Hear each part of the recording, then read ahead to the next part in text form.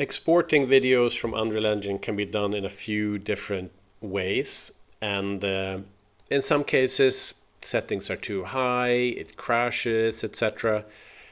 So I would recommend that the kind of backup version is to simply record your screen as you're playing the video. For that you would need to push G on your keyboard to remove icons like these cameras here. And on a Windows computer you can click the Windows button and G for gaming, and you can then simply record the screen, which I can't do right now because I'm using OBS to record at the same time. Or you can use OBS, the free broadcasting and screen recording software that I am using right now to make this video tutorial. And if you do that, then you can simply push play by pushing the space bar, and then you could crop this afterwards. This is the simple way to get videos out, because we can see that the rendering quality is basically the same what we're seeing here and what the video is going to be later on. To make a proper export, we would click on this button here, render this video to a video or image or frame sequence. We click on that, we'll open up something like this, and we will look later in later tutorials about how to export several paths at the same time or several sequences at the same time. But we'll look at this as a default. So by default you see that it says video sequence AVI. There's a few other things we're going to be trying out, but we leave that for now. We don't have any audio, and I wouldn't recommend having audio at this point in your Unreal Engine project, but to add it later on. We also have resolution, which I would for the moment change to the absolute lowest when you start, or one of the absolute lowest, so you can see that it works. Because if you put it very high and you start exporting, it might take a long time, and if you try and quit it, you might crash the project. So leave it to very low. I'm going to change this to 30 frames a second, and it asks you for the output directory. I already have on the desktop a folder. Make sure you put it somewhere proper, and we can leave these other settings like this. And if you click capture movie, it will ask you to save, which we should do first, and it will open up this preview window we can see here, and this plays very fast and very smooth, and this might play even faster than takes to play it, which means that it's faster to render it than it is to.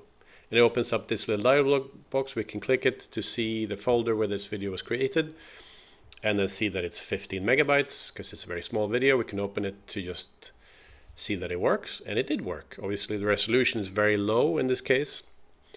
I would recommend that you set it to higher, but it works.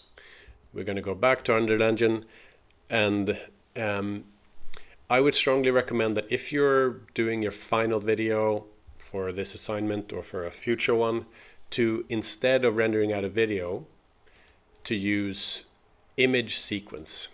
And this means that basically Unreal Engine is going to create one separate JPEG or PNG for every single frame.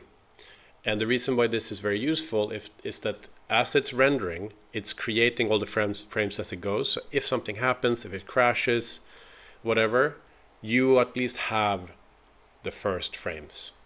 So this also means that you could split the video up, so you can render the first 1,000 frames and the next 1,000 frames and so on and so on if you have a very long video, and then put it together in After Effects or video editing software later on.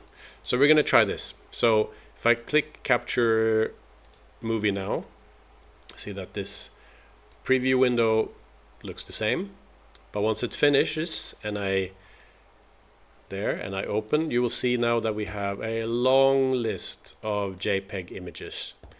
And I'm going to quickly just show how to put these together. So I'm going to open up After Effects, which you should have for free as students. If you haven't set up your Adobe Cloud for Photoshop and all other Adobe softwares, I'd recommend that you do that.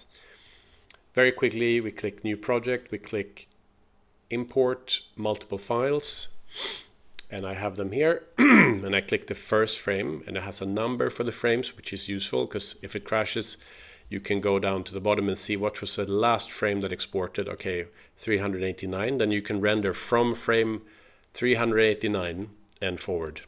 So I'm going to click on the first one, and here it's ticked for import JPEG sequence, import, done. And then now we can simply drag it into the timeline, and it will make a video out of these keyframes. I'm going to zoom in a bit, and you can try it and see. That is the basic about how to export videos from Unreal Engine. Again, gradually increase the resolution till you reach 4K, which is 380/40 by 2160. And you can try this, but I would recommend that before you do that, you actually go ahead and change the render area and maybe render only the first 100 frames or something to see that it just works and that doesn't crash. You can also then calculate how long that took, and then very quickly calculate how long it's going to take you to export this whole thing.